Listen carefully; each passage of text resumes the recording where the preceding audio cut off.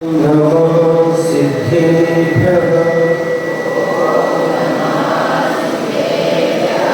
ॐ नमः सिद्धेभ्यः ॐ नमः सिद्धेभ्यः नमो अरिहन्तारम् नमो सिद्धाणं नमो आर्याणं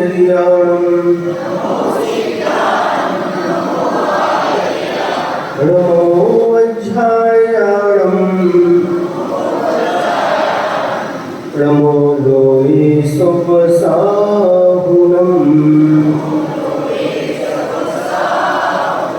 यस्य स्वयं स्वभावाति प्रभावे कृष्णकर्मणः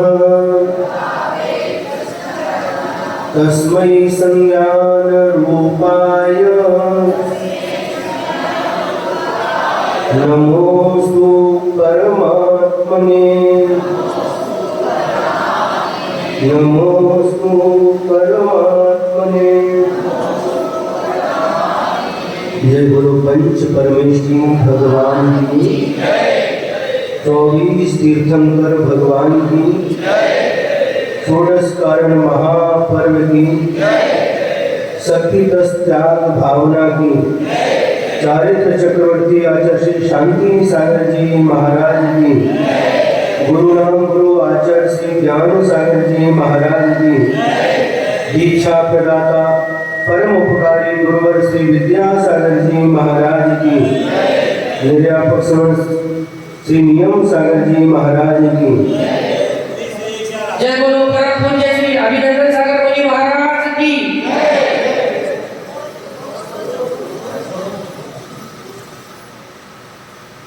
आज की भावना का नाम है शक्ति दस त्याग। तस जो लगाया है वो विसर्ग के कारण से हुआ है, मूल है शक्तितः त्याग, माने अपनी शक्ति के अनुसार त्याग करना।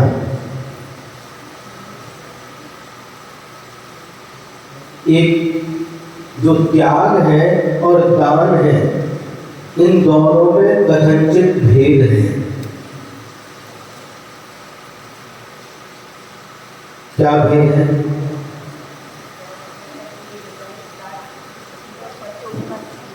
पता है आपको क्या भेद है? हाँ, दान दिया जाता है, त्याग किया जाता है, ठीक है, लेकिन किसका दान दिया जाता है और किसका त्याग किया जाता है?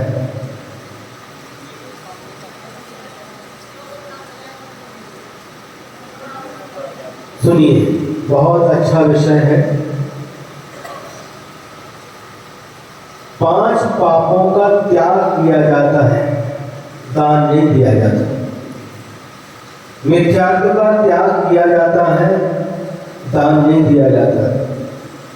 कसायों का त्याग किया जाता है, दान नहीं दिया जाता।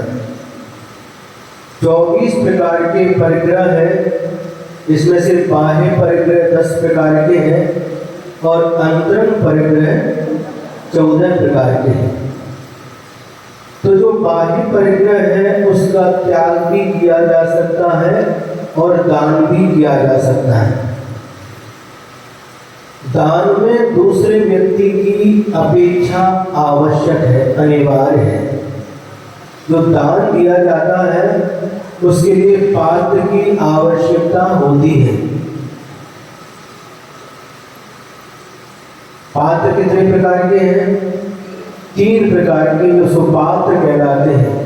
उत्तम पात्र, मध्यम पात्र, जघन्य पात्र। उत्तम पात्र आचार्य परमेष्ठी, उपाध्याय परमेष्ठी और साधु परमेष्ठी होते हैं। मध्यम पात्र संयम संयमी पंचगुण स्थानवर्ती आर्यकाय, एलक, क्षुल्लक, ब्रह्मचारी, ब्रह्मचारिणी, प्रतिमाधारी, श्रावक, प्रति श्रावक होते हैं। और जघन्य पात्र चतुर्थ गुण स्थान प्रति अवृत सम्यक दृष्टि जीव हुआ करते हैं। तो जो दान दिया जाता है उसमें पात्र की आवश्यकता होती है, पात्र को दान दिया जाता है। लेकिन जो त्याग किया जाता है उसमें किसी पात्र की आवश्यकता नहीं होती।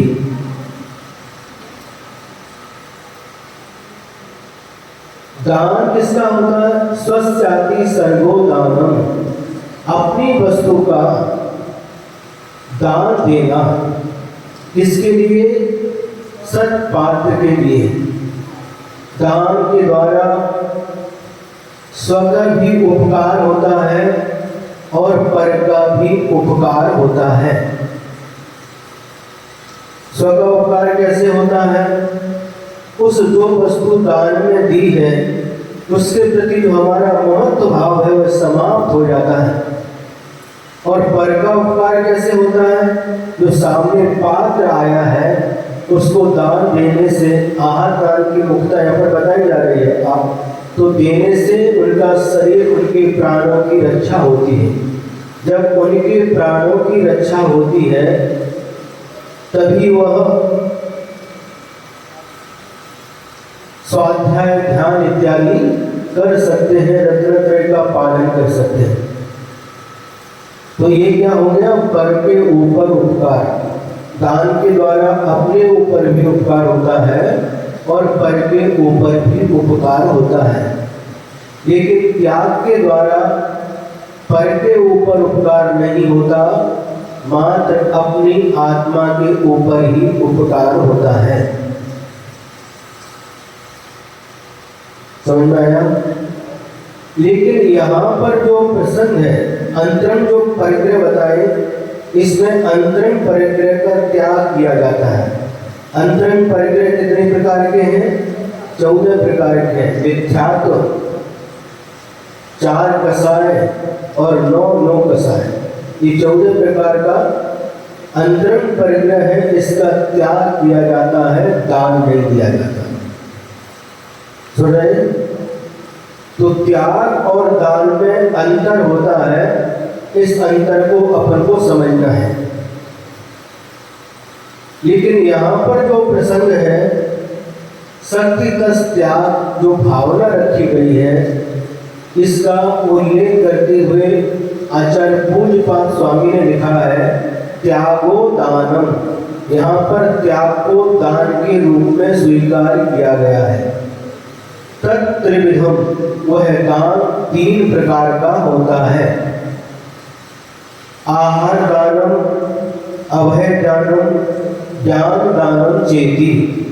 आहार दान, अभय दान और ज्ञान दान, इस प्रकार से यहाँ पर 3 प्रकार के दान का उल्लेख किया है।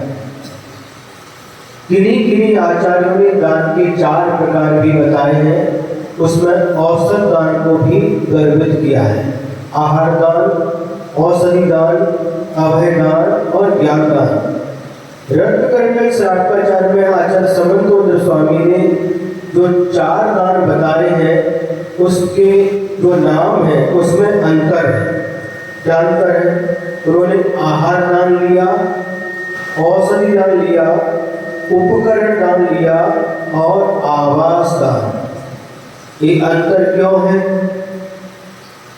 रत्नकंडक श्रावकाचार्य ग्रंथ श्रावकों के लिए लिखा गया है।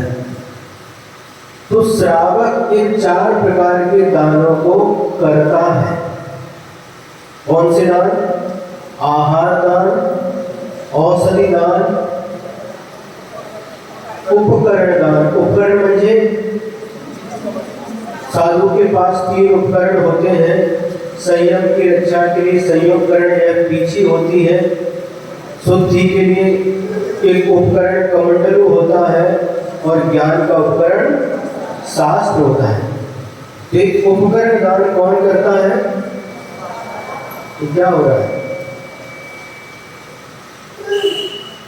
उनको जो है यहाँ पर उनको यही बैठना चाहिए। श्रावकाचार जो ग्रंथ है वह श्रावकों के लिए लिखा गया है। तो श्रावक के ये 4 दान हैं: आहार दान, औषधि दान, उपकरण दान और आवास दान। आवास कौन देता है? श्रावक देते हैं। जिनका कोई निवास निश्चित नहीं है, ऐसे साधु संतों के लिए जो आवास दान देते हैं, कौन देते हैं? श्रावक देते हैं। तो श्रावकों को ये ज्ञान होना चाहिए, ये 4 दान श्रावक की मुख्यता से हैं। और जहां पर आहार दान, औषधि दान, अभय दान और ज्ञान दान का उल्लेख आता है, उसमें आहार दान और औषधि दान श्रावक की मुख्यता से है और अभय दान और ज्ञान दान साधु की मुख्यता से है।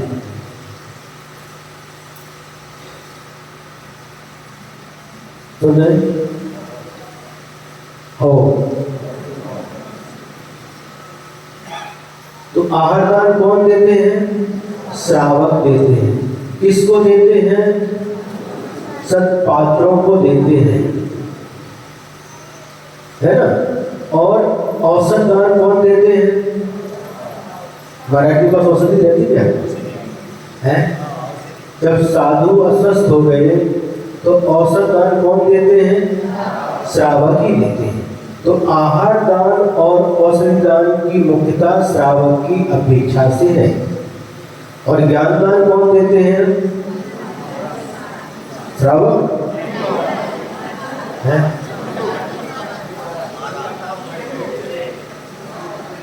अभय दान और ज्ञान दान ये साधु की अपेक्षा से है। उपदेश कौन देते हैं? वैसे साक्षात उपदेश तो तीर्थंकर भगवान देते हैं। तीर्थंकर भगवान के अभाव में शुद्ध केवली देते हैं, उनके भी अभाव में बड़े बड़े आचार्य देते हैं।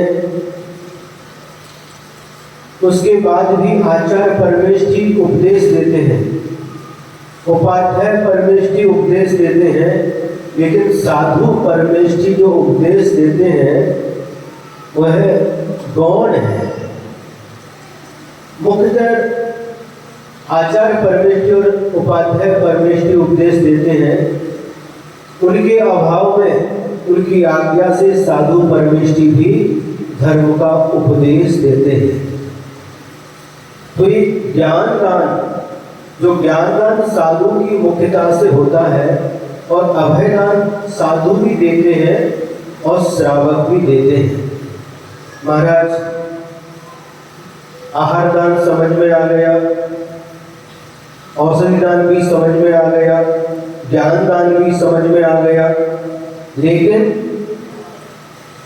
औषधि दान, अभय दान ये क्या है? अभय दान का मतलब है जो प्राणी भयभीत हो रहे हैं, डर रहे हैं, उनको अभय देना। डरो मत, भिऊ नकोस, मी तुझी पाठीशी आहे।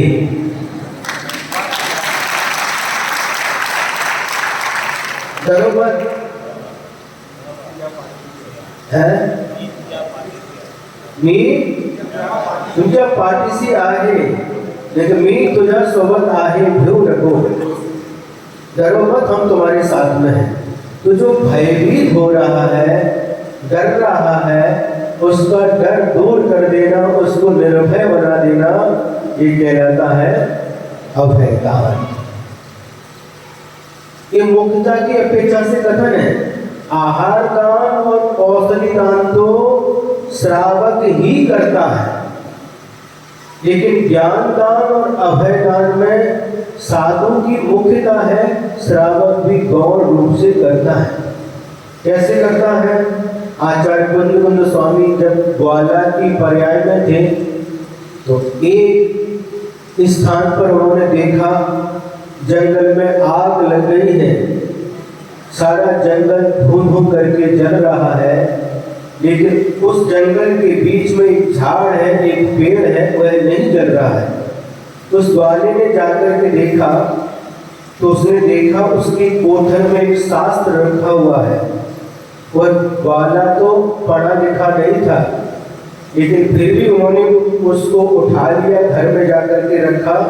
और कोई ये महान ग्रंथ है, उसको ज्ञान तो नहीं था, लेकिन फिर भी उसकी भक्ति करता था, नमस्कार करता था।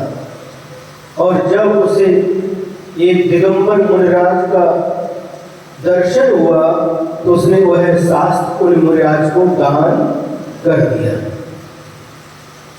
कि नहीं? तो गौण रूप से शास्त्र दान मतलब शास्त्र जो ये द्रव्य शुल्क है इसको देना, ये शास्त्र दान श्रावक करते हैं, लेकिन उपदेश का काम साधु करते हैं। उसी शास्त्र को पढ़ करके जो उपदेश देते हैं, ज्ञान दान करते हैं, वह साधु की अपेक्षा से अभय दान मुनि महाराज भी करते हैं और श्रावक भी करते हैं। मुनि महाराज मुख्य रूप से और श्रावक गौण रूप से। कोई भयभीत आया, डर रहा है, तो आप लोग क्या करेंगे? बोलो, उसको सांत्वना देंगे कि नहीं? डरो मत, हम तुम्हारे साथ में हैं, डरने की कोई जरूरत नहीं है। तो ये कथन हो गया।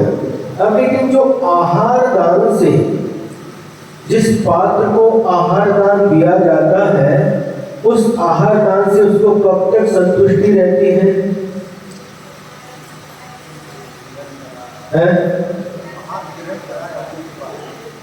आहार दान दे दिया, वो संतुष्ट हो गया। कब तक? जब तक दोबारा भूख नहीं लगती तब तक। मुनि महाराज की अपेक्षा से 24 घंटे तक बस इतना ही संतुष्टि देता है। और औषधि दान कब तक संतुष्टि देता है? जब तक बीमार है। जैसे स्वस्थ हो गए उसका काम खत्म, स्वस्थ होने तक उसका काम रहता है। स्वस्थ हो गए, इसका कार्य हो गया। अभय दान एक जीवन तक, जिंदगी भर तक, ठीक है, अभय डरो मत, हम तुम्हारे साथ हैं। और जो ज्ञान दान है वह जन्मों जन्मों तक इस जीव का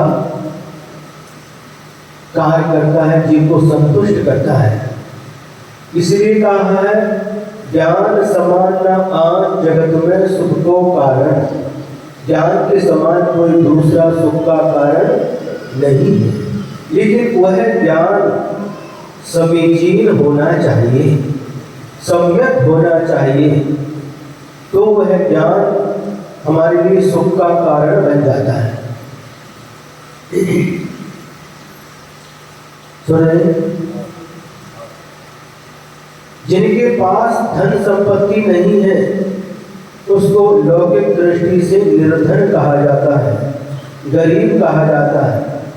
लेकिन वास्तव में जिसके पास धन संपत्ति है, यह होने के बाद भी यदि उसके जीवन में धर्म नहीं है तो वह वास्तव में निर्धन कहलाता है।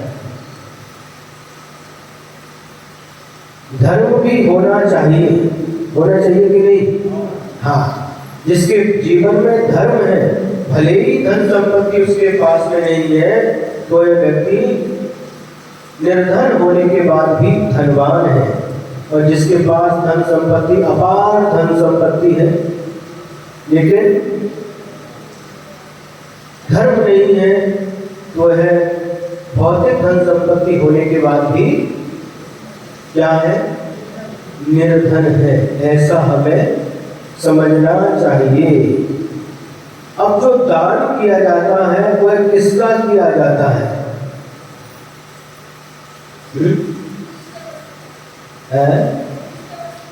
वास्तव में जो दान किया जाता है वह किसका किया जाता है? जिसका हमने संग्रह करके रखा है, जो वास्तव में मेरा है। धन संपत्ति हमारी है कि नहीं? बोलो, जो हमने संचय किया है, इकट्ठा किया है, वो आपका है कि नहीं है? वास्तव में जो हमारा है और अनादिकाल से हमारा था, आज भी हमारा है और अनंत काल तक हमारा रहने वाला है। जो आज तक इस आत्मा के साथ रहा है वही हमारा है। वास्तव में देखा जाए तो यह आत्म तत्व ही हमारा है। आत्मा को छोड़ करके तीन लोक में किंचित मात्र भी मेरा नहीं है, परमाणु मात्र भी मेरा नहीं है। तो जो वास्तव में जो वैभव है वह आत्म वैभव है। आत्मा का वैभव जिसको ज्ञात हो जाता है उसकी दृष्टि में बाह्य धन संपत्ति का कोई मूल्य नहीं रह जाता। तो जिसको इकट्ठा किया है, संचय करके रखा है, उसके तीन कार्य होते हैं। जिस धन को इकट्ठा किया है सबसे उत्तम कार्य होता है उसका दान करना, मध्यम कार्य है उसका भोग करना और तीसरी उसकी गति है नाश। दान भी नहीं किया, उसका उपयोग नहीं किया तो यह निश्चित एक दिन नष्ट हो जाएगा, ये निश्चित है। तो आचार्य कहते हैं कि जब तक वह तुम्हारे पास में है तब तक उसका सदुपयोग कर लेना चाहिए। उत्तम कार्य क्या है? दान देना, यही उत्तम कार्य है।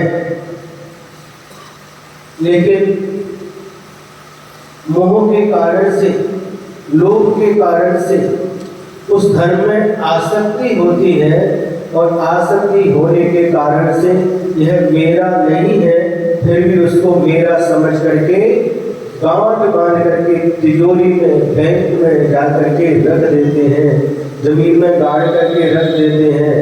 लेकिन जब हम यहाँ से चले जाते हैं, रवाना होते हैं, तो यह धन जमीन में गड़ा रह जाता है, तिजोरी में बंद रह जाता है, बैंक में पड़ा रह जाता है। जब हम जाते हैं तो क्या लेकर के जाते हैं?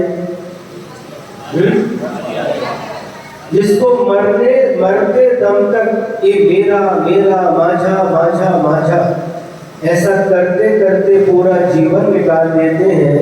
लेकिन जब यहाँ से जाते हैं तो एक परमाणु मात्र भी हम लेकर के नहीं जा सकते। यह पक्की बात है, पक्की है कि नहीं? हम रोज देखते हैं जिन्होंने धन को इकट्ठा करके रखा है, धन इकट्ठा करके रखा, धन परिवार सब यही छूट जाता है और खाली हाथ हम यहाँ से चले जाते हैं। एक तो पर वस्तु की बात हो गई। जिस शरीर को हम अपना मानते हैं, जन्म से लेकर के मृत्यु तक हमारे साथ रहता है, यह भी हमारे साथ नहीं आता, यही पड़ा रह जाता है। और लोग मिल करके इसको ले जाते हैं। कहाँ ले जाते हैं? शमशान में ले जाते हैं, जहाँ पर जिंदा अवस्था में कोई जाना पसंद नहीं करता, वह लेकर के जाते हैं और सुनाते हैं राम नाम सत्य है, ऐसा बोलते हैं। इधर बोलते कि नहीं? अनंत नाम सत्य है, सिद्ध नाम सत्य है। कब सुना रहे? जब मर गया, प्राण निकल गए, उसके बाद सुना रहे, वो सुनने के लायक नहीं रहा। कौन सुनता है? आत्मा सुनता है। किसके द्वारा सुनता है? इंद्रिय इंद्रिय के द्वारा सुनता है। तो जो सुनने वाला था आत्मा, वह चला गया, उसको सुना रहे राम नाम सत्य है, अरिहंत नाम सत्य है, और ले जाते हैं और शमशान में जला करके भस्म करके छोड़ करके चले जाते हैं। ये परम सत्य है, ये जीवन का अंतिम सत्य है। सुनने में कटु भले ही लगे, लेकिन वास्तव में यही सत्य है।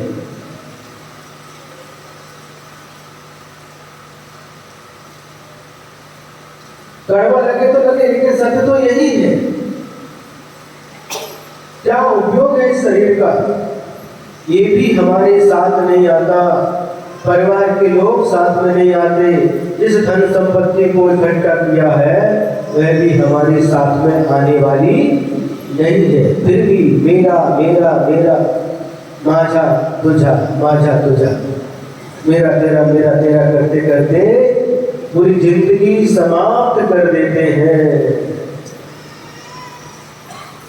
आचाश्री के दर्शन के लिए जब आचाश्री की दीक्षा हो गई तो आचाश्री के दर्शन के लिए राजस्थान में आचाश्री के माता पिता और भाई बहन, दोनों बहनें, दोनों छोटे भाई सभी गए दर्शन के लिए और वहाँ पर रहे, लगभग 40 दिन वहाँ पर रहे, आहार आदि का लाभ लिया। और जब जाने लगे तो दोनों जो छोटे भाई थे, दोनों क्या हो गया,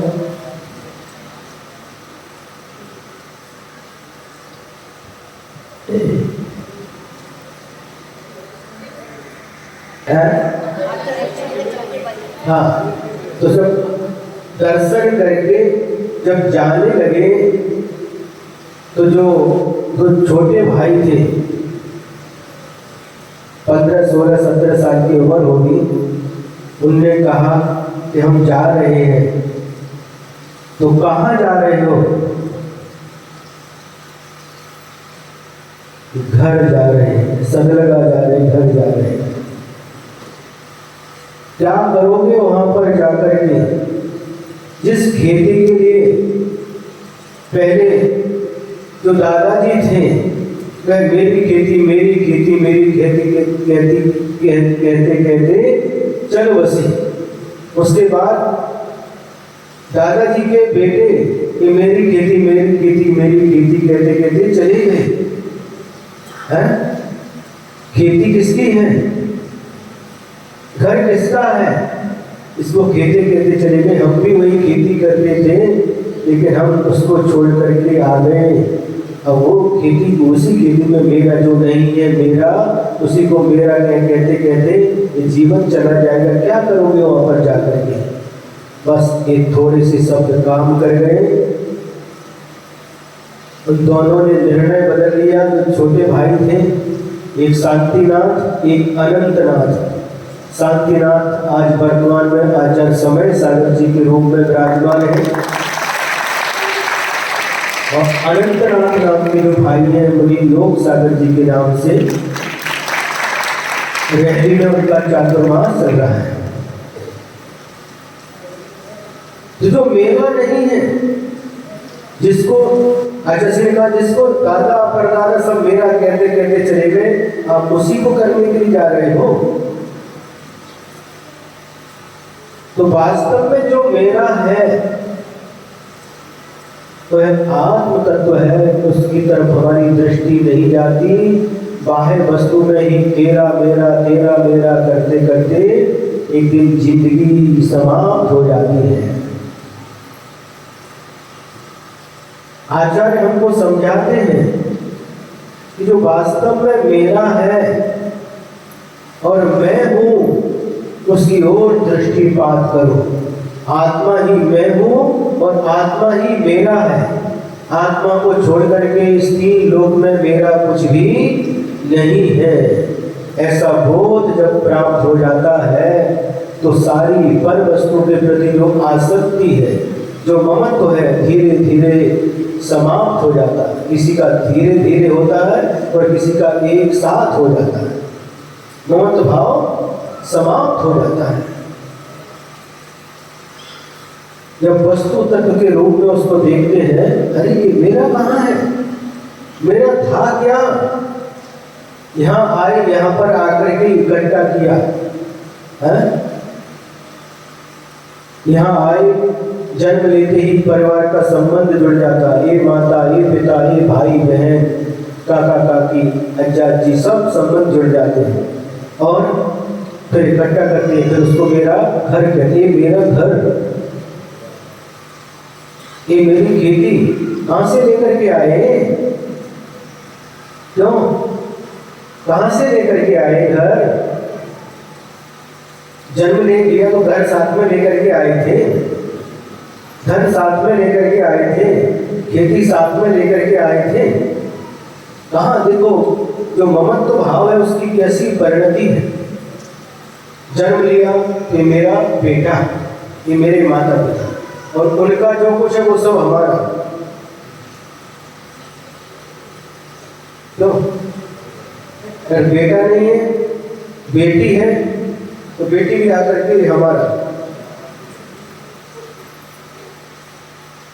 इस किसका विस्तार है? इस मोह का विस्तार है।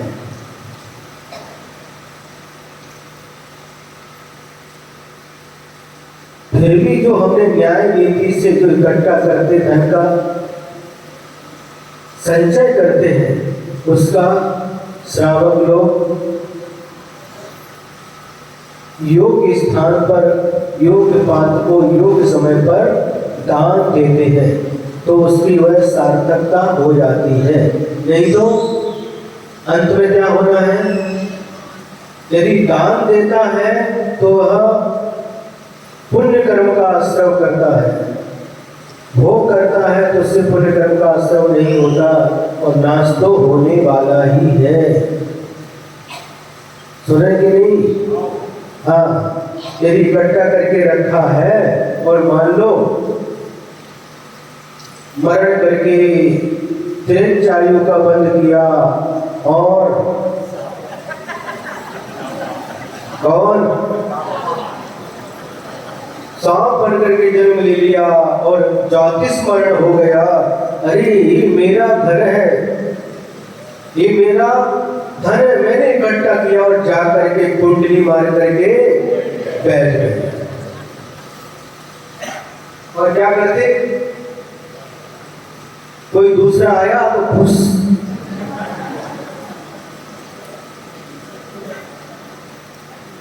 सुने, उसको तो जाति स्मरण हो गया, लेकिन जो बेटा था उसको जाति स्मरण नहीं हुआ। ये तो सांप है, क्या करेगा? है मारना, हिंसा, मारने का नाम। क्या करेगा? है पकड़ेगा, पकड़ के छोड़ेगा? है? अगर मान लो किसी अवधि ज्ञानी मुनि महाराज से ज्ञात भी हो जाए, भैया ये तुम्हारे पिताजी हैं या तुम्हारी दादाजी है, मर करके बन गए, तो भी घर में रहने देगा?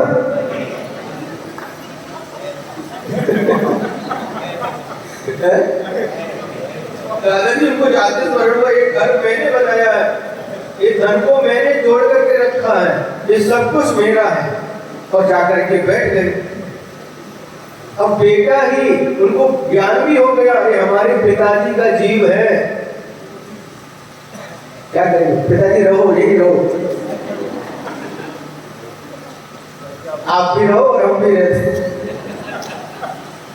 आपकी जो खोली थी उसमें आप उसी में आप रहो, रहने देंगे? हैं? क्या करेंगे? हैं? पकड़ करके छुड़वा देते। देखो, जिस धन को इकट्ठा किया, जिस धन संपत्ति को जोड़ा और ज्ञान भी हो गया, ये बेटा को, घर परिवार के लोगों को, ये हमारे घर के ही सदस्य हैं, इन्हें घर बनाया, इन्हें सब कुछ किया, इन्हें फिर भी गेट आउट।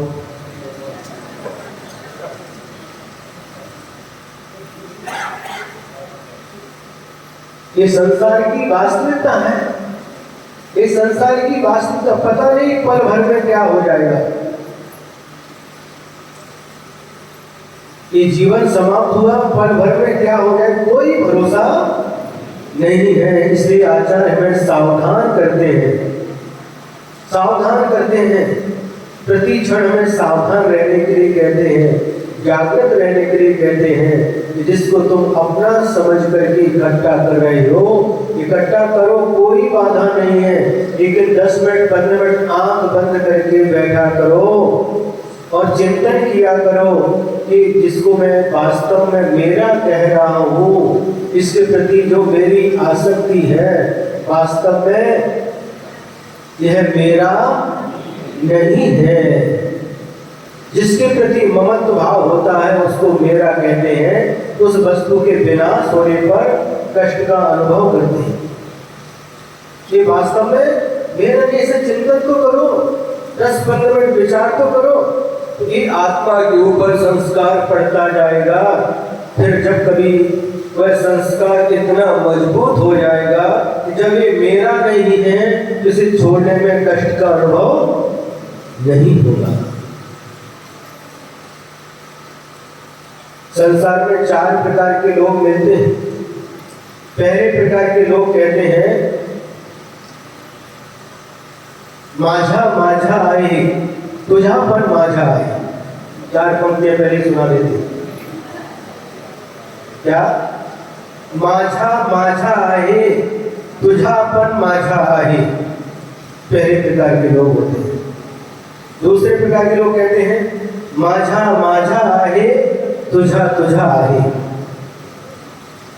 तीसरे प्रकार के लोग बोलते हैं तुझा तुझा आहे माझा पण तुझा आहे। और चौथे प्रकार के लोग कहते हैं न माझा आहे न तुझा आहे।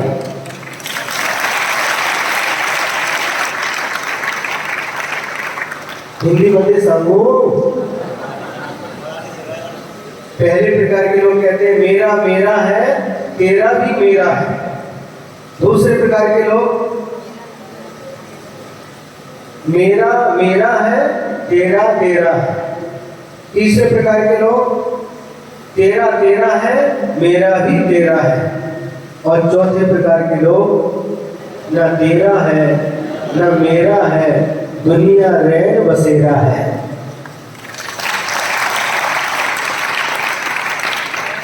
रैन बसेरा समझते हो? रैन बसेरा का मतलब होता है, आचार्य पूज्यपाद स्वामी ने श्लोक देश में श्लोक लिखा है, दिक देशेभ्यः खगा येत्य संवसन्ति नगे नगे स्व स्व कार्य वसाद्यांति देशे दिक्षु प्रगे प्रगे।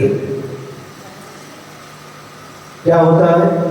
एक पेड़ रहता है और पेड़ के ऊपर शाम के समय अलग अलग दिशाओं से अलग अलग देश से पक्षी उड़ करके आते हैं और उसी पेड़ पर विश्राम करते हैं और सुबह होते ही अलग अलग दिशाओं में चले जाते हैं, पेड़ खाली हो जाता है। उसी प्रकार से संसार की दशा है। परिवार है, हमारा परिवार है, जिसको हम हमारा परिवार कहते हैं। कहाँ से आते हैं परिवार में? जिसको मेरा परिवार कहते हैं, कहाँ से आए? माँ कहीं से आई, पिता कहीं से आए, पत्नी मालेगांव से आ गई।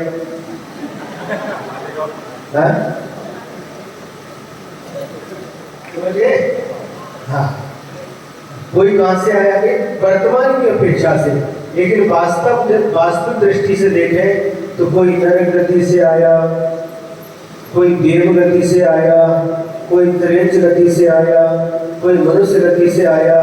कौन कहाँ से आया पता नहीं, लेकिन यहाँ पर इकट्ठे हो गए, मिल गए और मेरा मेरा करने लगे। पता है आपको आप कहाँ से आए? ध्यान है? कहाँ से आए? छोटे बच्चे से पूछो, घर से आए। कहाँ से आए? घर से आए, सीढ़ियों से आए, नीचे से आए। वास्तव में कहाँ से आए ये कोई पता नहीं है। चारों गति से 84 लाख योनि से कहाँ से आए और यहाँ पर इकट्ठे हो गए। जैसे पक्षी एक पेड़ के ऊपर इकट्ठे होते हैं और अपनी अपनी आयु समाप्त होने के बाद जिस आयु का बंध लिया है वहाँ पर चले जाते हैं। कोई नरक में चला जाता, कोई स्वर्ग चला जाता, कोई देव बन जाता, कोई मनुष्य बनता है, कोई दृश्य बनता, कोई स्थावर पर्याय में चला जाता है। अपने अपने कर्मों के अनुसार यह जीव यहाँ से विदा ले लेता है और अलग अलग पर्यायों में जन्म ले लेता है। इसको बोलते हैं रैन बसेरा, जिसको हम घर कह रहे हैं। लेकिन पक्षी लोग कभी भी नहीं कहते ये मेरा पेड़ है, ये माझा झाड़ आहे, बोलते नहीं। कभी भी आते बैठते और चले जाते हैं। कभी घर बनाते हैं, घोंसला बनाते, देखा आपने? और ऐसा घोंसला बनाते, प्यार करते करते हमने देखा, उनके पास भी ज्ञान होता है, उनके पास भी परिग्रह संज्ञा है, इसलिए वो घर बनाते। कैसे घर बनाते? उनके पास हाथ पैर है क्या? नहीं, पैर तो है लेकिन हाथ नहीं है। चौंच से लेकर के एक एक तिनका लेकर के आते हैं और ला करके पेड़ पर जो उसकी लकड़ी रहती है उस पर इस तरह से बनाते हैं कि देख करके आश्चर्य होता है। वो कोई इंजीनियर कॉलेज में पढ़ने के लिए नहीं गए, इंजीनियर नहीं है वो। पक्षी, चिड़िया, तोता, है? आप लोग इंजीनियर बन के फिर लेकर के नक्शा निकालते, घर बनवाते, दुकान बनवाते, सब करते, लेकिन वो तिनके तिनके जोड़ करके और ऐसा पकड़ करके देखो तो निकलता नहीं, इतनी अच्छी तरह से बनाते हैं। और कहाँ बनाते? हर जगह नहीं बनाते। ट्राई करके हमने देखा जहाँ नीचे पानी होता है और सामने पेड़ होता है, उसके ऊपर पेड़ रहता है, उस पर बनाते हैं। क्यों? कोई भी पशु आकर के या कोई भी आदमी आकर के इसको बाधा ना पहुंचे, उसमें अपने अंडे भी देते, बच्चे भी रहते उनके। तो पानी है नीचे तो कैसे आ पाएंगे? कोई जानवर नहीं आ सकता, इतना ज्ञान उनके पास होता है। नीचे बेर है, बड़ा कुआ है, ऊपर झाड़ है, झाड़ के ऊपर उन्होंने बनाया। वह भी घर बना लेते हैं, मकान बना लेते हैं, बच्चों को जन्म देते हैं, पालन पोषण करते हैं। आप भी यही तो करते हैं, हमसे अलग क्या करते हैं? उनका घर खास का रहता, आपने आरसीसी का बना लिया। अलग अलग आपकी व्यवस्था अलग अलग रहती है, बेडरूम अलग है, हॉल अलग है, किचन अलग है, स्टोर रूम अलग है, अलग अलग प्रकार से बना देते हैं। लेकिन वास्तव में अंतर क्या है? वो बनाते हैं, लेकिन जितनी आसक्ति मनुष्य के पास होती है उतनी पशु पक्षियों के पास नहीं होती। अभी हम जब आए थे तो देखे थे यहाँ पर एक मधुमक्खी का छक्का है, बहुत सारी मधुमक्खियां थी। उनके पास भी लोग कसाई होते हैं, फूल के पास जाते हैं, पराग पूछते और वहां पर ला करके रख देते, इसको शहद बोलते हैं। ठीक, और कल परसों दृष्टि गई तो पूरा खाली एकदम छोड़ करके चली गई। दान किया क्या उन्होंने? छोड़ करके चले गए, सभी उड़ करके चली गई एक साथ। तो पशु पक्षी में इतनी आसक्ति नहीं होती, बनाते हैं और छोड़ करके चले जाते। पेड़ के ऊपर रहते हैं लेकिन पेड़ को मेरा नहीं कहते, छोड़ करके चले जाते हैं। इसी प्रकार बंदर, माकड़ भी ऐसे ही करते हैं, इकट्ठे होते हैं, रहते हैं और सुबह निकल करके चले जाते हैं अपने खाने पीने की खोज के लिए। लेकिन हम लोग मनुष्य हैं, हमारे पास बुद्धि अधिक है पशुओं पक्षियों की अपेक्षा से, है कि नहीं? उसका सदुपयोग करो। जो वास्तव में हमारा है उसकी ओर दृष्टि करो, और जो हमारा नहीं है उसको हे समझो। संचय तो किया, उसके बिना गृहस्थी नहीं चल सकती, लेकिन ये छूटेगा, ये मेरा नहीं है, ऐसा विश्वास रखो। तब कहीं जाकर के आप लोग भले ही मत छोड़ो, नहीं छोड़ पा रहे हो, लेकिन विश्वास तो रखो कि ये मेरा नहीं है, इसको भी छोड़ करके जाना पड़ेगा। अब 4 प्रकार के लोग में से आप कौन से, आप विचार करिए। भाई भाई में झगड़ा होता है, मेरा मेरा, हाँ सुन रहे कि नहीं? भाई भाई में झगड़ा, जाऊ जाऊ में झगड़ा, भाव भाव में झगड़ा, है थोड़े थोड़े से भी झगड़ा। कहीं की नीयत खराब होती, भैया बड़ा भाई है, छोटा भाई थोड़ा सीधा साधा है तो उसकी भी हड़प कर जाते, हजम कर जाते, होता कि नहीं है? लेकिन ये क्या है? कितना बड़ा पाप है कितना बड़ा पाप है भाई के अधिकार का भी, तेरा मेरा मेरा तेरा भी मेरा है। ऐसे लोग अधोगति के पात्र बन जाते हैं। किसके? अधोगति के पात्र। अधोगति समझते हो? नरक गति। कैसे कौम की परिणति है? उस भाई का अधिकार भी लेकर के हजम कर लिया, अपने नाम पर कर लिया। ऐसे कितने ही केस हमारे पास में आते हैं। हमारे पास कोर्ट नहीं है, लेकिन फिर भी हमारे पास बहुत सारे केस आते हैं। सब सुन लेते हैं, क्योंकि अच्छा सिंह का सबकी सुनने से उसका मन हल्का हो जाता है। एक एक थोड़ी थोड़ी स्क्वायर पर थोड़ी थोड़ी जमीन के लिए झगड़ा करते हैं, और जब मर जाते हैं तो सब कुछ यही का यही छोड़ करके चले जाते हैं। लेकिन ऐसा हमें कभी भी नहीं करना चाहिए। जो जिसके अधिकार का है उसको देना चाहिए। अरे वो भी तो हमारी भाई है, भाई भाई के प्रति।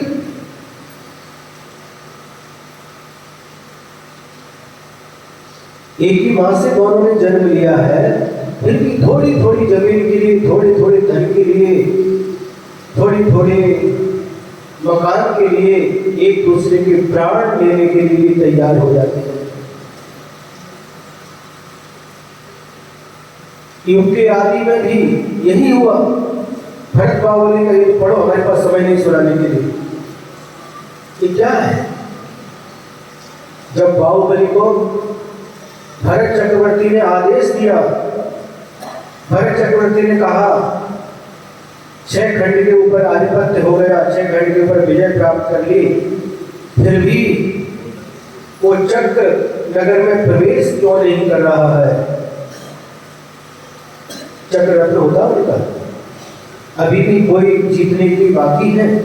पता लगाया गया, एक चक्रेश तुम्हारा सहोदर, तुम्हारा एक छोटा भाई तुम्हारी अधीनता स्वीकार नहीं करता, जाओ उनको कहो। भरत चक्रवर्ती ने तुमको याद किया है। दूत ने जाकर के कह दिया भरत चक्रवर्ती ने आपको बुलाया है। तो बाहुबली ने क्या कहा? यदि मेरा बड़ा भाई मुझे बुलाता तो मैं अभी आने के लिए तैयार हूं, लेकिन भरत चक्रवर्ती बुलाता तो मैं आने के लिए तैयार नहीं हूं, क्योंकि मैं भी उन्हीं आदिनाथ का बेटा हूं जिसका भरत चक्रवर्ती है। पिताजी ने उनको अयोध्या का राज्य दिया है, तो मुझे भी बोधनपुर का राज्य दिया है। सुने, दूत ने समाचार दे दिया भरत चक्रवर्ती को। युद्ध हुआ, जल युद्ध, मल्ल युद्ध और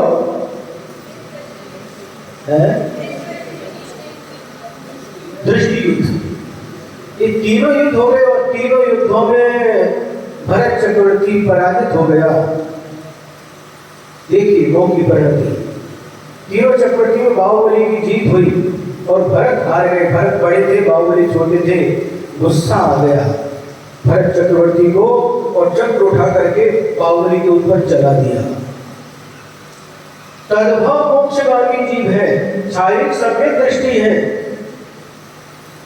लेकिन उस समय असंयम की दशा में क्या परिणति हो गई? और वो चक्र 3 प्रदक्षिणा लेकर के इसकी बाहुबली की रुक गया। क्योंकि नियम होता है, जो चक्र होता है कभी भी अपने परिवार के ऊपर, अपने वंशज के ऊपर नहीं चलता। होता कि नहीं? तो हम भी जो मेरा नहीं है उसको मेरा कहते हैं। दूसरे के अधिकार का जो लोग छीनते हैं उसकी दुर्गति होती है, अधोगति होती है। तो पहले प्रकार के जो लोग हैं वो बहुत खतरनाक है। मेरा मेरा है, तेरा भी मेरा है, इनसे बच करके रहियो। होता कि नहीं? कई के साथ में खेती थी, बड़े भाई छोटे थे, पता नहीं था, 7-12 निकाल करके अपने नाम कर दिया। क्या क्या कर दिया उसको आपको जानते, हमको पता नहीं। हमको पता नहीं, इतना ज्ञान नहीं इस बारे में, आपको ज़्यादा ज्ञान है। होता कि नहीं होता है? जाओ जाओ में झगड़ा, उनको इतना क्यों दिया, हमको इतना क्यों दिया। वो बड़ी जाओ को ज़्यादा चाबी सासू भाई,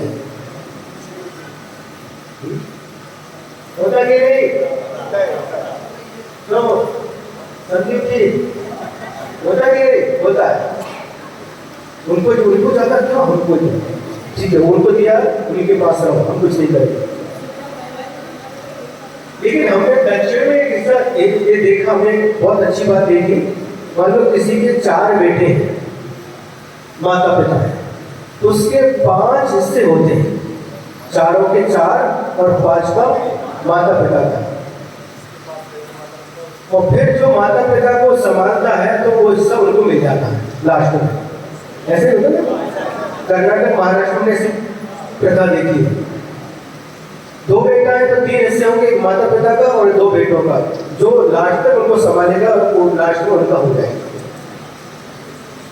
तो पहले प्रकार के लोग ठीक नहीं।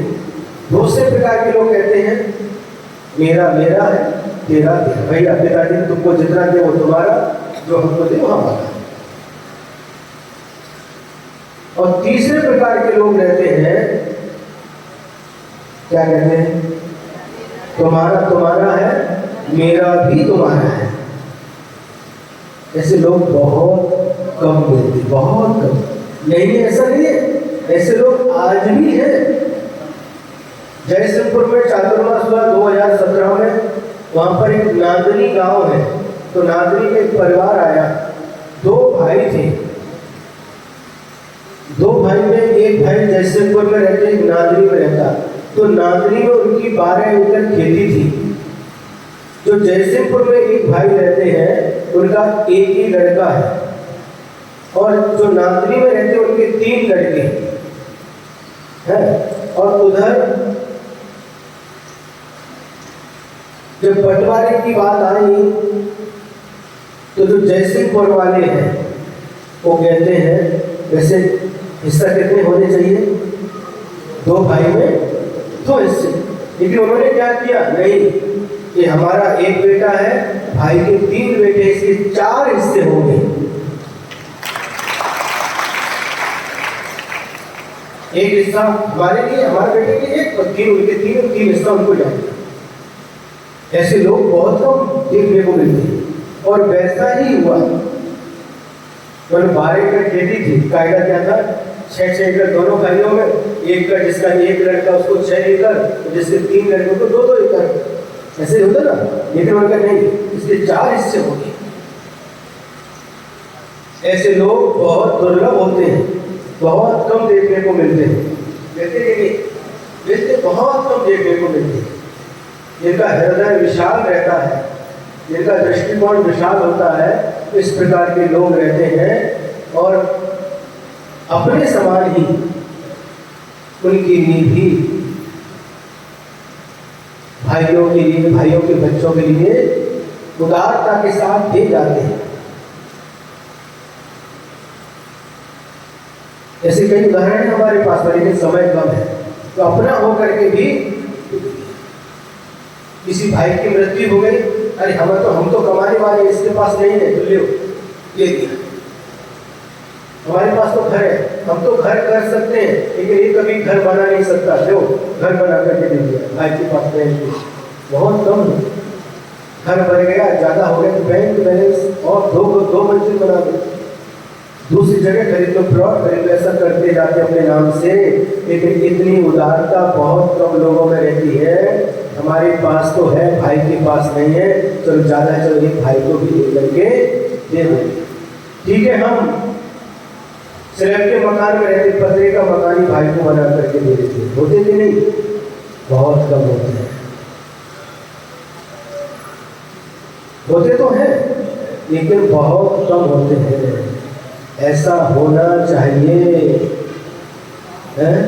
क्या लेकर के आए, क्या लेकर के जाओगे? लाखों रुपए दान करते हो, करोड़ रुपए दान करते हो, लेकिन भाई घर का सगा भाई है, एक ही माँ से जन्म लिया है, बहन है, एक ही माँ से जन्म लिया है, उनकी तरफ भी थोड़ी दृष्टि रखो, उनको भी थोड़ा संभाल करके देना चाहिए।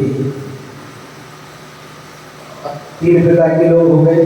अब चौथे प्रकार के लोग होते हैं, न तेरा है न मेरा है, दुनिया रैन बसेरा है। ये ज्ञान जिसको हो जाता है वह सब कुछ त्याग करके छोड़ करके बुरी दीक्षा धारण कर लेते हैं। तो जानते ना तेरा है ना मेरा, वास्तव में किसका है? तुम्हारा भी नहीं, हमारा भी नहीं। ये तो यही मेरा है, यही छूट जाएगा। क्या लेकर के आएंगे? क्या लेकर के जाएंगे? यही मिला था, यही सब कुछ छूट जाएगा। न तेरा है न मेरा है, दुनिया रैन बसेरा है। बस यहाँ पर आए हैं, जितना आयु तब तक रहेंगे और ये सब कुछ छोड़ करके चले जाएंगे। यह बोध जिसको होता है वह उत्तम त्याग करते हैं। लेकिन यहाँ पर त्याग शब्द रखा है, त्याग के साथ शक्ति का लगाया। अपनी शक्ति के अनुसार त्याग करना चाहिए, दान करना चाहिए। शक्ति को छिपाना भी नहीं और शक्ति से बढ़ करके भी नहीं करना। भैया उन्होंने किया है 1 लाख, हम भी 1 लाख करें, हाँ? नहीं, शक्ति को छिपाना नहीं। उन्होंने कितना किया है? 11,000। उनकी शक्ति 11,000 तक थी, आपकी शक्ति 11 लाख तक है, तो फिर भी हम भी 11,000, हमारा भी लिख लो।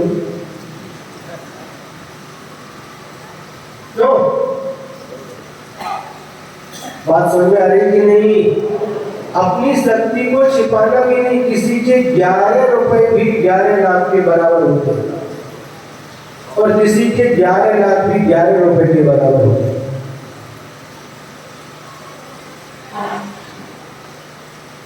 भावों की कीमत है, शक्ति को छिपाना नहीं। जब भागवत का निर्माण हो रहा था सागर में, तो बड़ी बड़ी बोलियां चलती थी। उस समय लाखों रुपए में लोग देते थे, दान देते थे। आचार्य श्री विराजमान थे। एक बुढ़ी आई मातारी, अच्छी लाठी टेक के आई और उसकी सिर पर एक पोटली थी। पोटली मुझे एक कपड़ा में कुछ बांध करके लाई थी, कटोरी, और लेकर के आई थी। हम भी दान देना चाहते, हम भी दान देना चाहते बोल रही थी। सब लोग उनको पीछे कर रहे थे। आचार्य श्री ने देख लिया, उनको आने दो, उनको पास बुलाया। हाँ, क्या है महाराज? हम भी दान देना चाहते हैं। क्या दान देना चाहते हो? तो पोटली निकाल करके रख दी। पोटली में क्या था? चने, हरभरा। गरीब थी, लेकिन दान के भाव थे। दान के भाव से और आकर के पोटली, तो आचार्य ने कहा उन कमेटी के लोगों, लाओ इधर आओ, इसका दान ले लो, स्वीकार करो। इसका दान लाखों रुपए से कम नहीं है।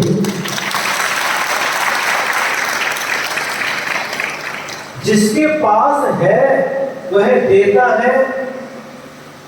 करोड़पति लाख रुपए देता तो कोई बड़ी बात नहीं, लेकिन जिसके पास नहीं है, डेली कमाना डेली खाना करता है, तो थोड़ा भी दान देता है, उसका दान बट बीज के समान बहुत फलीभूत होगा। भावों का महत्व है। तो जो चौथी प्रकार के लोग हैं, न तेरा है न मेरा है, दुनिया रैन बसेरा है। ये वस्तु के यथार्थ स्वरूप को जान करके सब कुछ छोड़ करके चले जाते हैं। बड़े बड़े चक्रवर्ती भी सारी संपदा को जब बैराग हो जाता है, ये तेरा मेरा कुछ भी नहीं है, छोड़ करके जाते हैं। विशाल धन संपत्ति, कोटि 18 घोड़े छोड़े 84 लख हाथी, 18 करोड़ घोड़े 84 लाख हाथी, 6 खंड का राज्य, 96,000 रानियां, 14 रत्न, 9 निधि, सब कुछ एक साथ एक झटके में छोड़ करके चले जाते हैं। इसका नाम है त्याग।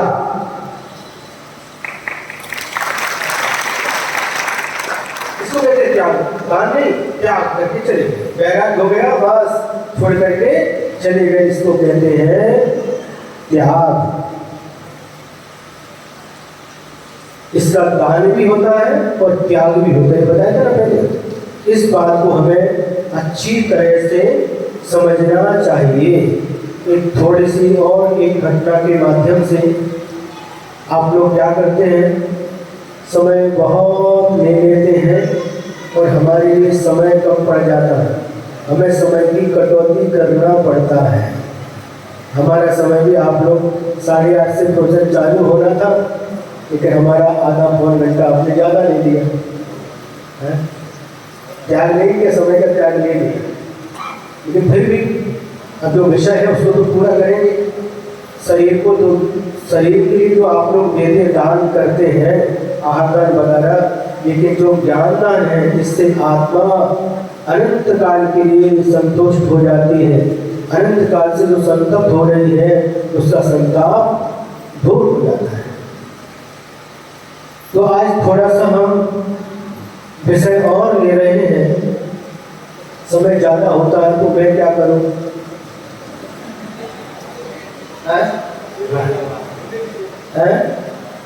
ले लें क्या?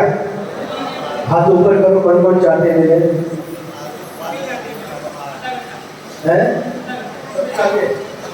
ठीक है, फिर ले लेते हैं।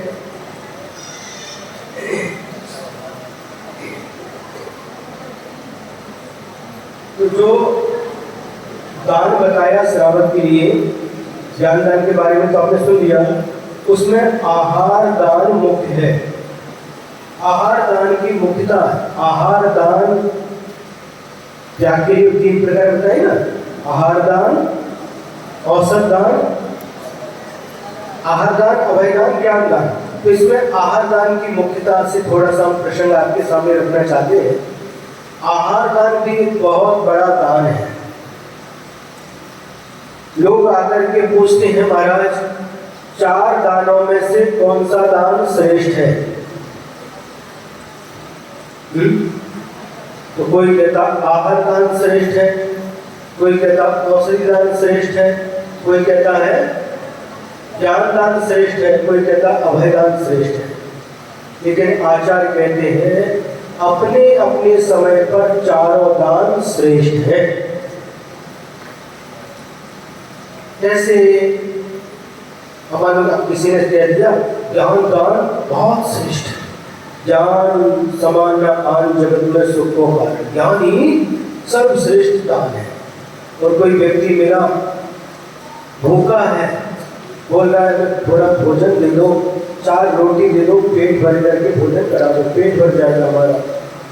आपने सुना था? नहीं, ज्ञान दान श्रेष्ठ है। और आप उसको ज्ञान देने बैठ गए, आत्मा खाती न थी, आत्मा पीती न थी। आत्मा खाती नहीं, आत्मा पीती नहीं, आत्मा अजर अमर है, आत्मा कभी मरती नहीं। देखो शास्त्र में ऐसा लिखा है, ज्ञान दान देने बैठ गए हैं, शास्त्र में ऐसा लिखा है तत्व 7 होते हैं, पदार्थ 9 होते हैं, द्रव्य 6 होते हैं, कर्म 8 होते हैं। उनको ज्ञान दान देने बैठ गया, क्या होगा उस समय? बोलो। तो जिसको विवेक होता है, अरे ज्ञान दान बाद में देना, पहले इसको अभी किसकी आवश्यकता है? भोजन की। पेट भर के पहले भोजन कराओ, उस समय आहार दान श्रेष्ठ है। और जब कोई बीमार पड़ा है उस समय आहार दान श्रेष्ठ है। तो आहार औषधि दान श्रेष्ठ है। आहार के साथ साथ औषधि भी देना, और औषधि देते समय ज्ञान भी रखना, कौन सा रोग है, कौन सी औषधि। नहीं तो महाराज ने कह दिया औषधि दान श्रेष्ठ है, तो जो महाराज बीमार है उनको भी औषधि दिलाओगे। जो बीमार है उनके लिए औषधि श्रेष्ठ है, और जो अज्ञान में डूबा हुआ है उनके लिए ज्ञान दान, समय ज्ञान दान देना सर्वश्रेष्ठ है। तो जो डरा हुआ है उसके लिए भोजन कर लो। अरे भोजन नहीं, अभी तो उसके लिए निर्भय करना, अभय दान देना श्रेष्ठ है। डरो मत, पहले उसको निर्भय बनाओ, उस समय अभय दान श्रेष्ठ है। तो चारों स्थान पर अपने अपने समय पर चारों दान ही सर्वश्रेष्ठ है। कोई दान छोटा नहीं होता और कोई दान बड़ा नहीं होता। एक घटना याद आती है, आहार दान देते समय है और दिलवाते समय, अनुमोदना करते समय तीनों ही पुण्य कर्म का आश्रम करते हैं। आहार दान कोई सामान्य बात नहीं। आप लोग घोषणा करते हैं एक दिन का आहार हमारी तरफ से दे दिया, हो गया 55,000 75,000 1 लाख दे दिया, हो गया। एक दिन का हमारी तरफ से। इस समय के भाव देखिए, और जिस समय आप शुद्ध भोजन बनाते हैं और भावना भाते हैं कि कोई सत्पात्र मुझे मिल जाए और उनको जो अपने लिए भोजन बनाया है उसमें से आहार दान देकर के बाद में हम भोजन करें, उस समय के भावों को देखिए। ये भी आवश्यक है, वो भी आवश्यक है, लेकिन उस समय मन में हर्ष होना चाहिए, अपने मन के हृदय से निकलना चाहिए, खुशी होना चाहिए। दान देकर के मन में प्रसन्नता होना चाहिए। नहीं तो वो दान सार्थक है। नहीं तो संकलेश हो गया, अरे क्यों दे करके आए, घर में गए, बोली मिली, गृह मंत्री को बताया, अरे मुझसे पूछे ना कैसे आपने बोली नहीं थी। झगड़ा चालू हो गया, संकलेश चालू हो गया। तो दान देते समय संकलेश नहीं होना चाहिए, झगड़ा नहीं होना चाहिए, पूरा परिवार आनंद का अनुभव करना चाहिए। और दान देने के बाद अभिमान भी नहीं आना चाहिए, मैंने दिया, मैंने दिया। होता कि नहीं होता है।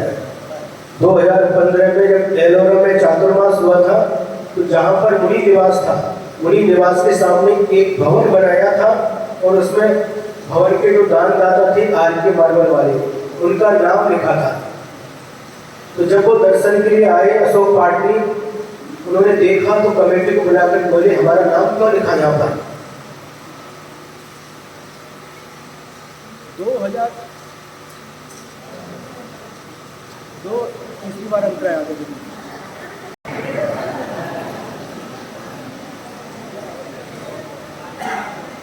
हाँ, तो आरके मार्बल वालों ने जब देखा अशोक पाटनी ने मेरा नाम क्यों डाला है। 2002 में 2 आर्का संघों का वहां पर चातुर्मास हुआ था। 2002 एलोरा में आर्का अनंतमती, आर्का आदर्शमती, ऐसे 2 संघों का लगभग 30 आर्काएं थी। उस समय आए थे तो उस भवन के लिए 51 लाख रुपए दान किया था। कितना? 51 लाख दान देने के बाद भी कहते हैं मेरा नाम क्यों डाला। कमेटी को बोले इसको मिटा दो। ना दान छिपाकर देना चाहिए, छपाकर नहीं।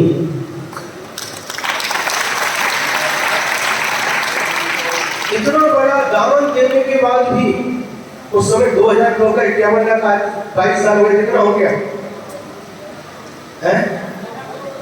पता नहीं, आपको हिसाब लगाओ, करोड़ों की संख्या में चला गया। लेकिन कहते मेरा नाम क्यों लिखा, मेरा नाम लिखा। पुसद में नाम की बहुत परंपरा है। जब हम मंदिर में जाते हैं तो कभी दृष्टि पड़ती है तो जो बैठने का स्टूल है उसके ऊपर भी नाम है, टेबल के ऊपर भी नाम है। मंदिर में 3 दरवाजे हैं, तीनों दरवाजे के ऊपर भी नाम है। 100 अंजलि राजकुमार काव्य दरवाजे पर पड़ा हुआ, इस पर भी नाम है, इधर भी नाम है, इन्वेटर पर भी नाम है, और तो और हम जिस जहां पर हम रुके मुनि निवास है वहां पर 4 पंखे लगे और एक पंखे के ऊपर, पंखे की जो 3 पंखुड़ी रहती ना, उनके ऊपर एक दृष्टि एक पंखुड़ी के ऊपर 2 नाम अलग अलग। एक पंखुड़ी के ऊपर एक नाम, उसके नीचे दूसरा नाम, दूसरी पंक्ति के ऊपर, एक एक पंक्ति के ऊपर 5-5 6-6 नाम लिखे। छोटी सी घड़ी है, घड़ी के ऊपर भी नाम लिखा।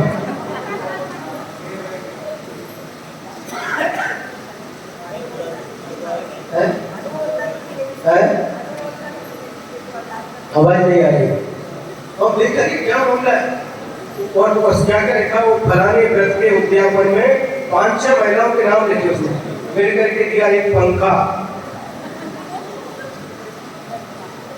सीढ़ियों के ऊपर कहीं कहाँ का नाम लिखे,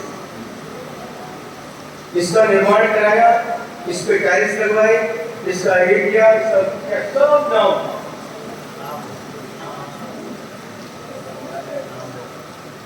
तो दान किसके लिए देना? स्व और पर के उपकार के लिए, नाम के लिए यदि दिया तो है दान, उसका उतना फल नहीं मिलता जितना वास्तव में मिलना चाहिए।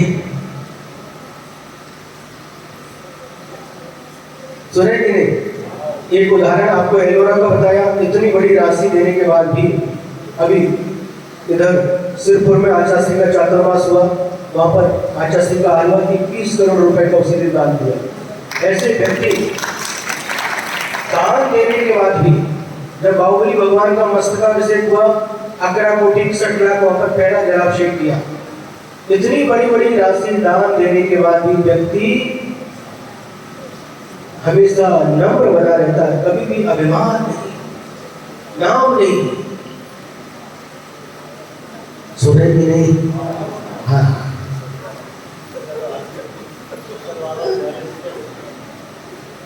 तो देखा, किसी की टीका टिप्पणी नहीं है, तो देखा वो अपने सामने रख दिया। तो दान नाम के लिए नहीं होना चाहिए, दान किसके लिए है? कर्मों की निर्जना के लिए। हमारा कर्तव्य है, हमारा कर्तव्य है दान देना, श्रावक का कर्तव्य है कि नहीं? तो ऐसी घटना एक आपके सामने रखना चाहते हैं। क्या क्या परिणाम होता, आत्मा का परिणाम जब दुष्परिणाम होता है तो किस प्रकार से उसका अधोपतन होता है, और जब उसी आत्मा का परिणाम निर्मल होता है तो कैसे उस आत्मा का उत्थान होता है। एक ही घटना है, धन्य कुमार चरित्र हमने पढ़ा था। नगर सेठ है और नगर सेठ के घर में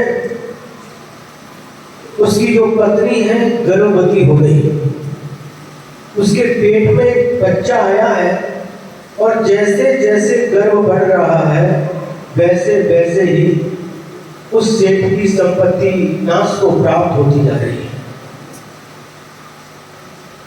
दो प्रकार की चीज होती है, जब कोई पुण्यात्मा आता है तो धन संपत्ति सब कुछ बढ़ता चला जाता है, तो जब कोई पाप आत्मा आ गया तो उसके प्रभाव से धन संपत्ति क्षय को प्राप्त होती चली जाती है। अब ये जीव जो पेट में आया है, इसके पाप के कारण से सारी की सारी धन संपत्ति क्षय को प्राप्त होती जा रही है। कारण क्या है? उस व्यक्ति ने, उस जीव ने पिछले जीवन में निर्माल्य का सेवन किया था। निर्माल्य किसको बोलते हैं? आप लोगों को पता है, जो चढ़ाते हैं उसको निर्माल्य कहते हैं। एक ही बात पता है आपको, जो चढ़ा दिया उसका नाम निर्माल्य है। जो थाली में रखा है वो निर्माल्य, जब चढ़ाने के बाद वो निर्माल्य हो गया। एक ही बात पता है। लेकिन जो हमने दान बोला, एक बार जो मन में भाव भी आ गए और दान बोल दिया, और फिर उसको तुरंत का तुरंत देना चाहिए, नहीं तो वह निर्माल्य की कोटि में आता है। कई लोग क्या करते, दान बोल दिया, उसको बैंक में रख दिया और उससे ब्याज आता है देते जाते हैं। नहीं, जो बोल दिया, जो भाव कर लिए वो दान हो गया, और उसको हम जितना लेट करेंगे उतना ही निर्माल्य सेवन का पाप हमें लगेगा। बोल दिया और धीरे धीरे चक्कर लगाने पड़ते हैं उनके घर जाकर के, भैया भैया, अरे अपने आप स्वतः आकर के देना चाहिए। जो बोला हुआ दान भी निर्माल्य की कोटि में आता है और चढ़ाया हुआ वह भी निर्माल्य की कोटि में आता है। जबलपुर की एक घटना है, एक सौधर मित्र का सवाल चल रहा था और एक व्यक्ति गए, उनकी भावना थी सौधर मित्र बनने की, और जेब में क्या बोलते उसको, चेक लेकर के गए। कितना? 1 कोटि का। सौधर की बोली गई 1/21 में, 1,21,00,000 में। तुमसे कहा भाई क्यों नहीं दिया? ले लेते भैया, मैं ले लेता, मैं 2 कोटि का भी लेता, लेकिन मेरी जेब में 1 करोड़ का ही चेक था। तो बाद में लेते, अपनी बात का काम नहीं, क्या पता बाद में जाते जाते हमारा मरण हो जाए। आज बोल दिया और जाते जाते बीच में मरण होने का ये नियम ही था। चेक साथ में लाते थे, तो बोली बोल देता है उतनी ही बोली बोलते थे और तुरंत का तुरंत।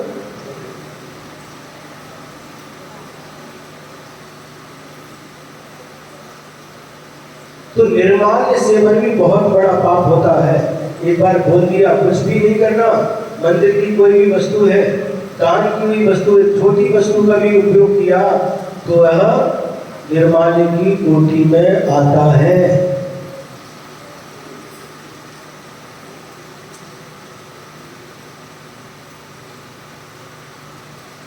इसलिए इससे हमेशा दूर रहना चाहिए। जो बोला है उससे पीछे नहीं हटना, और कभी भूल हो गई तो ब्याज सहित देना।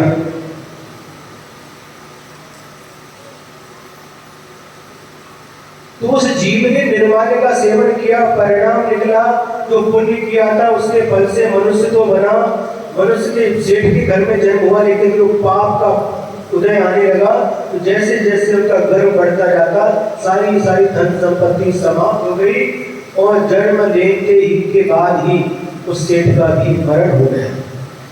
माँ और बेटा बचे हैं, नौबत यहाँ तक आ गई जब पेट भर करके खाने के लिए भोजन भी नहीं बचा। ध्यान से सुनना, जो धन संपत्ति है कैसी क्षण भंगुर देखिए, और खाने के लिए भी नहीं बचा। जैसे जैसे माँ काम करके अपना और बच्चे का पेट भरने लगी। एक दिन देखा माँ ने कि उसका बेटा किसी की जूठन में से कुछ बचा हुआ उठा करके खा रहा है। ये माँ को अच्छा नहीं लगा, मन में विचार करती है कैसी कर्मों की विचित्रता है। कुछ वर्ष पहले मैं इस नगर की सेठानी कहलाती थी, इसके पिता नगर सेठ थे, उसके यहाँ इसका जन्म हुआ है, और आज ये परिस्थिति है कि दाना दाना के लिए मोहताज होना पड़ रहा है। कौन से पाप का फल है? निर्माल्य पाप का फल है। और माँ सोचती है, अरे जिस नगर में इतने सम्मान के साथ रहे हो, उस नगर में इस प्रकार अपमान के साथ रहना, दूसरे के आश्रित रहना ठीक नहीं है। और वो विचार करती है और अपने बेटे को साथ में लेकर के नगर को छोड़ करके चल देती है। चलते चलते एक जगह थक जाती है, बेटा कहता है माँ भूख लगी है। पोटा बंदर उड़ी मारते, पेट में चूहे कूद रहे, भूख लगी है। माँ कहती बेटा अपने पास कुछ भी नहीं है, मैं तुझे क्या खिलाऊं, तू जा कुछ काम कर और कुछ लेकर के आ, फिर तुझे खिलाऊंगी। वह बच्चा चला जाता है, पास में एक खेत था और खेत में बहुत सारे लोग काम कर रहे थे। उसने पूछा कि मैं भी आपके साथ काम कर सकता हूँ? हाँ कर सकते हो। उसने भी उनके साथ काम करना प्रारंभ कर दिया। दिन भर काम किया। दोपहर में जब उसका जो खेत का मालिक था सबको मजदूरी देने के लिए आया, वह नया व्यक्ति दिखा, उसको देख करके पूछा ये कौन है? तो सबने कहा सुबह से ये भी हमारे साथ में काम कर रहा है। उस खेत के मालिक ने पूछा बेटा तू तेरे गांव का नाम कौन सा है? उसने अपने गांव का नाम बता दिया। तुम्हारे पिता का नाम क्या है? अपने पिता का नाम बता दिया। ये सुन करके मानो उस खेत का जो मालिक था उसके पैर के नीचे से जमीन फिसल गई। क्या हुआ? उस नगर सेठ के यहाँ यह मजदूरी करता था, जो खेत का मालिक था, नौकर था। और यह विचार करता है, अरे जिस इसके पिता के यहाँ ये मैं नौकर था, उसका बेटा ही आज मेरे खेत में मजदूरी करने के लिए आया। एकदम तंग रह गया, लेकिन वह कृतज्ञ था। उसके पिताजी ने इसका ऊपर उपकार किया था। इसके विपरीत समय में, कष्ट के समय में इसका साथ दिया था। बात उसको याद आ गई और सबको तो मजदूरी में चना देता था, जितना काम किया चना की खेती थी देता था। इसके लिए सोने के सिक्के दिए। किसके सिक्के? सिक्के कहोगे तो बिस्किट कहो, सोने के बिस्किट, बिस्किट बोलते ना क्या, वो निकाल करके दे दिए। चलो भैया, इसलिए पिताजी ने हमारे ऊपर बहुत उपकार किया था, इसलिए सोने के बिस्किट उनके हाथ में दिए। और उसके हाथ में जाते ही वह सोने के बिस्किट अंगार बन गए। अंगार समझते? जलता हुआ कोयला। और उसने तुरंत हाथ से छोड़ दिया और नीचे गिरे, फिर बिस्किट बन गए, फिर उठा करके पुनः अंगार बन गए और उसके हाथ को जलाने लगे। तो बेटा बोला, आप हमारे साथ क्या कर रहे हो? सबको तो आपने जला दी, हमको अंगार क्यों दे रहे हो? तो बेटा, अंगार नहीं, देख बिस्किट है, सोने के बिस्किट है। 3-4 बार प्रयोग किया, लेकिन यही बार बार होता रहा। वह बिस्किट अंगार बनते गए। उसने समझ लिया इसके बहुत तीव्र पाप कर्म का उदय है। जब तीव्र पाप कर्म उदय आता है तो हम भी कुछ नहीं कर सकते। उन्होंने कहा, बेटा तेरे सामने चने का ढेर लगा है, तू जितना ले जा सकता ले जा। उसने अपना कपड़ा बिछाया, चने को भरा, पोटली बना ली और लेकर के जाने लगा। लेकिन पोटली भी जो कपड़ा का छेद थी, थोड़े थोड़े गिरते गिरते चले गए और वहां जाकर के माँ के पास पहुंचा और माँ को ये दे दिए चने। ईंट इकट्ठी की, पत्थर इकट्ठा किया, लकड़ी इकट्ठी की और वहाँ जला करके जो कुछ भी साधन था इकट्ठा बर्तन होगा उसमें चनों को पका करके स्वयं भी खाया और बच्चे को भी खिलाया। और जब बच्चे ने बताया कि ऐसे से हम वहाँ पर काम करके आए हैं, तो उनको भी याद आ गया, उनकी आंखों में आंसू आने लगे। जिसके पिता के यहाँ ये मजदूर था, आज उसके हमारा बेटा मजदूरी करके आया, उसको दुख हुआ। कि क्या कर सकते हैं, कर्मों के सामने किसी की चलती नहीं। और माँ और बेटा उस चना खा करके, हरभरा, चना बच्चे हरभरा, पानी में उबाल करके खाए और आगे बढ़ गए। आगे जाते जाते एक शहर दिखाई दिया। शहर के सामने एक बड़ी बिल्डिंग थी और सामने उस बिल्डिंग के सामने माँ बेटा थक करके बैठ गए। माँ बेटा थक करके बैठ गए और उसी समय उस घर का जो मालिक था उसने खिड़की में से देखा, कोई एक महिला और एक बच्चा उसके साथ में बैठा हुआ है। और उसके क्या था, उसके 7 बेटे थे, लेकिन उसकी पत्नी का मरण हो चुका था। वह देखा और उसके मन में कुछ भाव आए और नीचे आकर के उससे बोलता है कि तुम कहाँ के हो, क्या हो? कि हम काम की खोज में आए हैं, हमको कोई काम मिल जाए। मेरा कोई घर नहीं है, मेरा कोई नहीं, बस मैं और मेरा बेटा हूँ। मुझे काम उतना मिल जाए कि मेरा और मेरे बच्चे का पेट भरता रहे, खाने के लिए भोजन मिलता रहे, पहनने के लिए, शरीर ढकने के लिए कपड़े मिलते रहे और रहने के लिए थोड़ी छत मिल जाए। रोटी, कपड़ा और मकान। एक पिक्चर देखी थी, उसका नाम था रोटी, कपड़ा और मकान। क्या चाहिए इंसान को? पेट भरने के लिए भोजन, पहनने के लिए शरीर ढकने के लिए कपड़े और रहने के लिए मकान। इतना ही तो चाहिए। लेकिन फिर भी तृष्णा के कारण से और खजूर आने दो।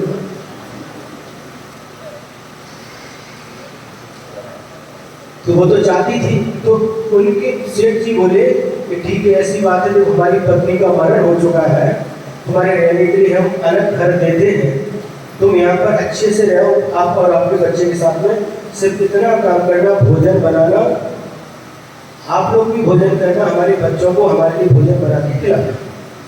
ठीक है, काम तो चाहिए था, कुछ तो काम मिले।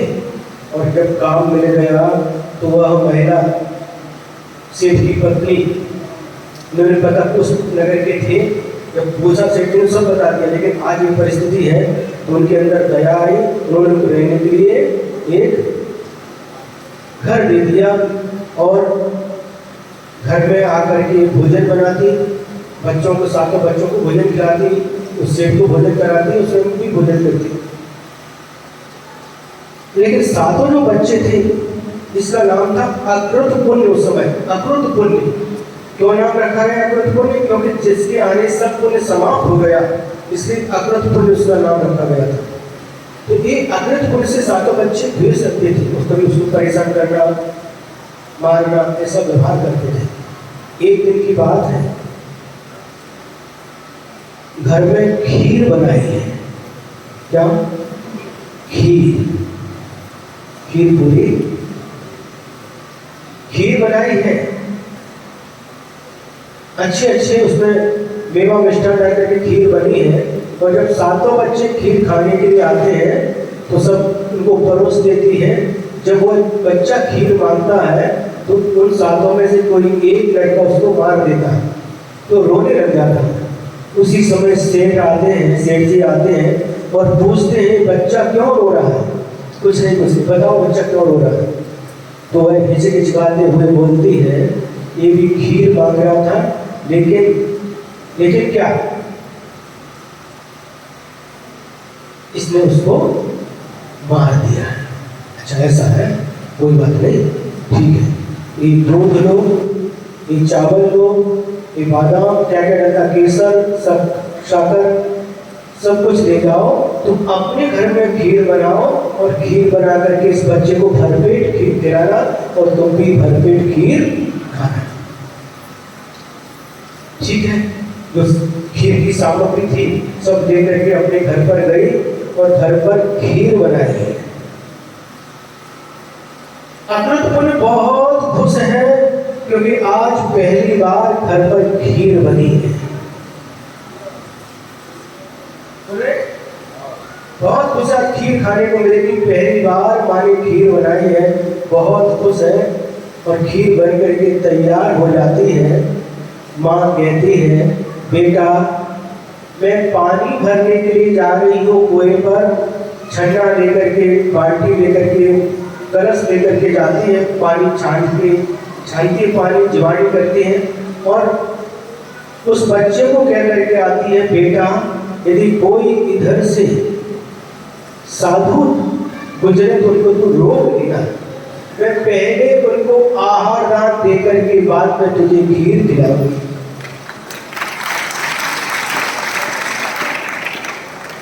सुने, माँ के भाव देखिए। तो बेटा पूछता है, माँ मैं साधु को कैसे पहचानूंगा वो साधु है, उनकी पहचान क्या है? बेटा उनके शरीर पर कोई भी वस्त्र नहीं होगा और उनके हाथ में मोरों के पंखों से बनी हुई एक पीछी होगी, कमंडल होगा, तू समझ लेना वो साधु है और उनको तू रोक लेना। मैं पानी भर करके आती हूँ, यदि इस बीच में कोई साधु आ गए तो उनको रोक लेना, उनको मैं खीर दान करके बाद में तुझे खीर खिलाऊंगी। बच्चा बोला ठीक है, वहां जाओ।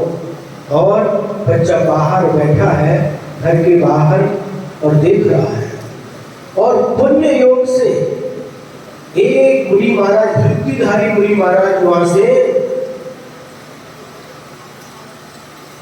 आते हुए दिखाई देते हैं।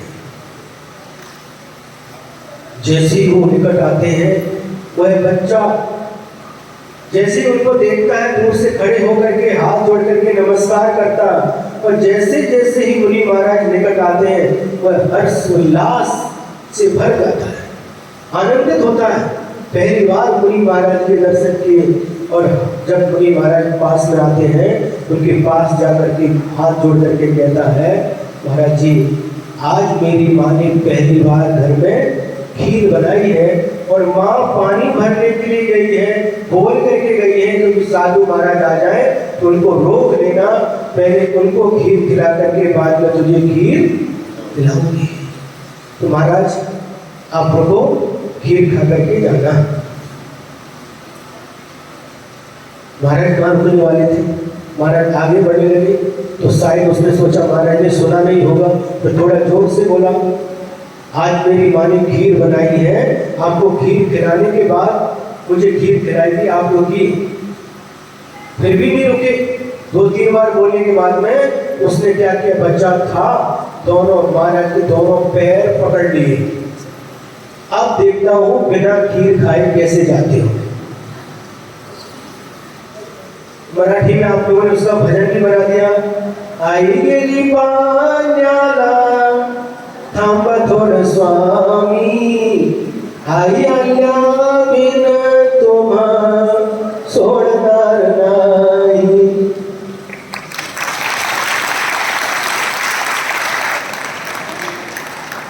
थोड़ा नहीं आता।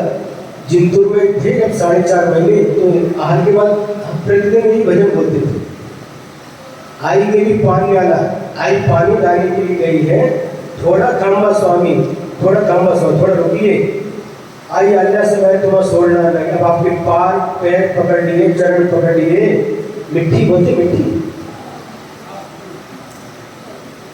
अब मैं आपको छोड़ने वाला नहीं हूं। महाराज क्या कर सकते हैं? तो बच्चे ने पैर पकड़ लिए तो अपने आप रुकना पड़ा, रुक गए। तो उसी समय थोड़ी देर के बाद में माँ पानी घड़ा भर करके लाई, और जैसे ही महाराज जी को देखा, आनंद अश्रु उसके आंखों में आने लगे और आनंद से भर गए। हे स्वामी नमोस्तु नमोस्तु नमोस्तु, अत्र अत्र तिष्ठ तिष्ठ आहार जल शुद्ध आहे। उन्हीं महाराज तो रुके ही थे और उनका प्रणाम किया, प्रदक्षिणा लगाई और अंदर ले जा करके उच्चासन दिया, पाद प्रक्षालन किया, अष्टक किया, नमस्कार किया और नवदा भक्ति पूर्वक शुद्धि बोल करके आहार दान प्रारंभ हुआ। बहुत सारी बातें हैं लेकिन समय बहुत बढ़ रहा है, इसलिए हम सॉल्व कर रहे हैं। और उस दृश्य को देख करके धन्य कुमार आंगन में खड़ा आहार देख रहा है और नाच रहा है, नृत्य कर रहा है। क्या पहली बार मुनि महाराज के दर्शन किए और पहली बार आहार लेते हुए मुनि महाराज को देख रहा है। माँ आहार दे रही है, मुनि महाराज आहार दे रहे हैं। इतना आनंद से भर गया, इतना आनंद से भर गया। जब आनंद से भर जाते आप लोग तो क्या करते हैं? या तो गाना लगते हैं, नाचते कब है? जब विशेष आनंद होता है। विशेष आनंद में नृत्य करते हैं, नाचते हैं, गाते हैं। वह भी यही कर रहा है, नाच रहा है, आनंदित हो रहा है। और उसी समय क्या हुआ? रिद्धिधारी मुनि महाराज थे, देवों ने आकर के पंच आश्चर्य किए। रत्नों की दृष्टि हुई, जय घोष हुआ, तो पंच आश्चर्य उनके देवों ने किए। पंच आश्चर्य कहां पर होते हैं? बोलो। पंच आश्चर्य का होना ये किसका अतिशय है, किसका चमत्कार है? बोलो। मुनि महाराज का। तो मुनि महाराज जहां पर रहते वहां पर भी पंच आश्चर्य होने चाहिए। श्रावक का तो मुनि महाराज नहीं आए तब भी पंच आश्चर्य होने चाहिए। एक आहार दान की महिमा है कि देव लोग भी आकर के सोचते हैं कि मुझे तो ये सौभाग्य नहीं मिल सकता कि मैं अपने हाथ से मुनि महाराज को आहार नहीं दे सकता, क्योंकि देव पर्याय है। मैं आहार नहीं दे सकता, नियम संयम का पालन नहीं कर सकता, लेकिन जो श्रावक आहार देते हैं पुण्य से भर करके वह आनंद विभोर होकर के देव लोग भी पंच आश्चर्य करते, रत्न वृष्टि करते, रत्नों की वर्षा करते हैं।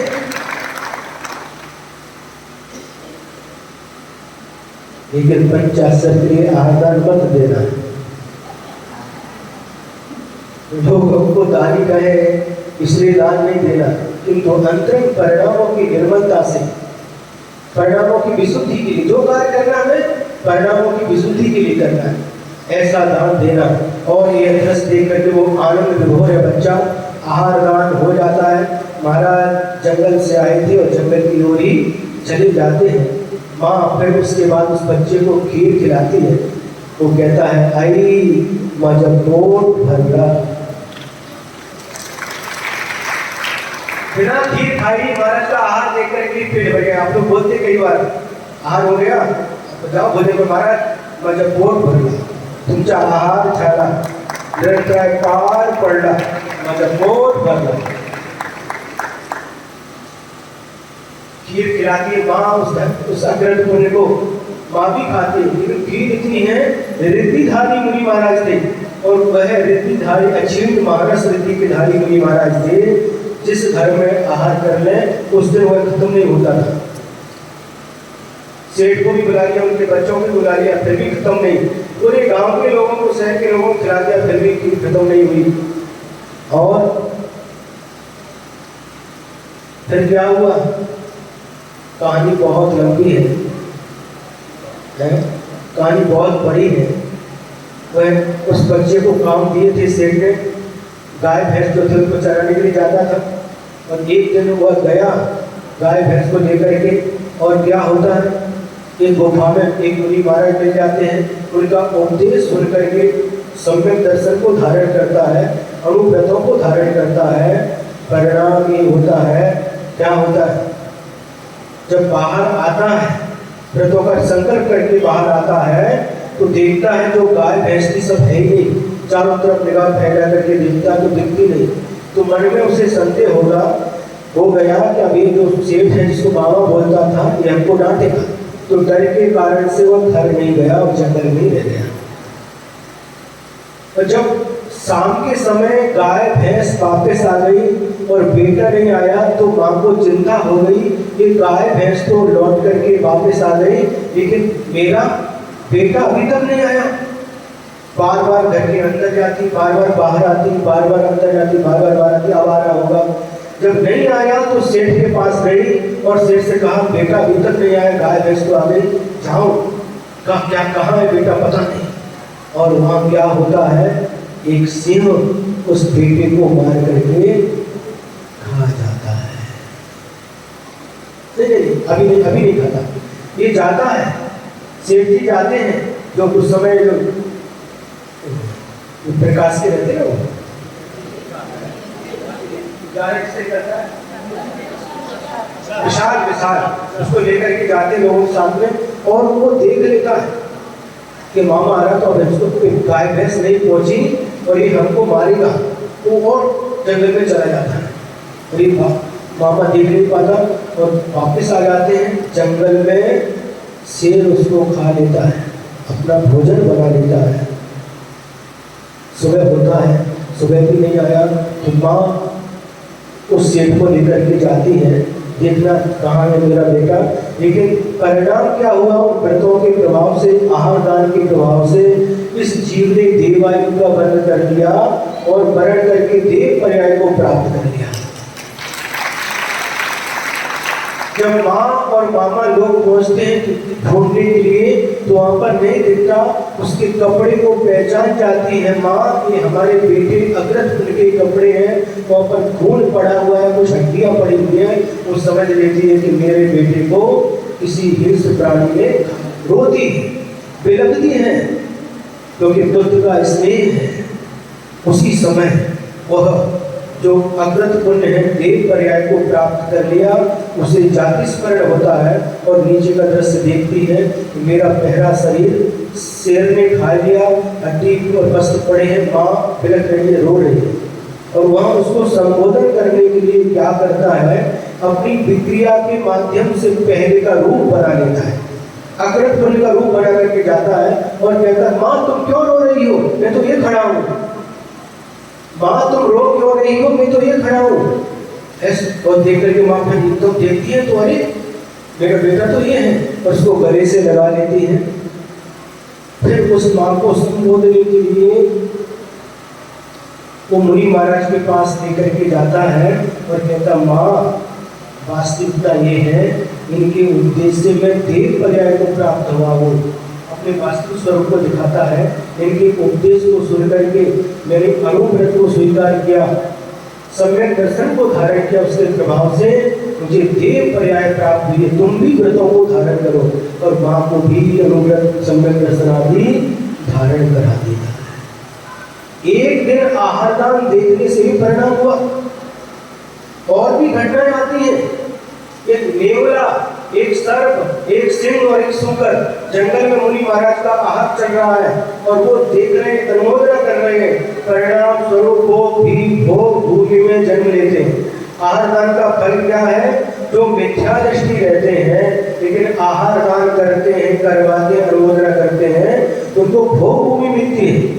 उत्तम पात्र को दान देने से उत्तम भोग भूमि, मध्यम पात्र को दान देने से मध्यम भोग भूमि और जघन्य पात्र को दान देने से जघन्य भोग भूमि और कुपात्र को दान देने से कुभोग भूमि मिलती है।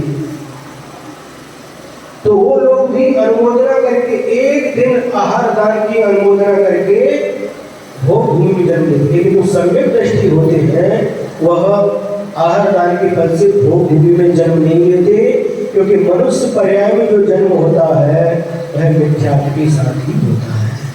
क्योंकि जिसने जीव ने पहले मनुष्य आयु का बंध किया, बाद में सम्यक दर्शन प्राप्त किया, वैसे जीव भी वहाँ जाते हैं, शायद सम्यक दर्शन के साथ जाते हैं, वहाँ पर जन्म लेते। विस्तार बहुत है? शास्त्रों का विस्तार बहुत है, जरवाणी का विस्तार बहुत है, ये कभी भी पूर्ण होने वाला नहीं है। तो आहार दान की इतनी महिमा है, आहार दान को देख करके वह त्रिंच प्राणी भी भोग भूमि में जन्म ले लेते हैं। इतनी महिमा है, जितनी महिमा गाओ उतनी ही कम है। आप लोग सुनने में इतने तल्लीन हो गए और हम सुनाने में इतने तल्लीन हो गए, घड़ी की तरफ ध्यान ही नहीं गया। और अभी ध्यान गए तो देख रहे पौने 11 बज गए, बराबर है ना?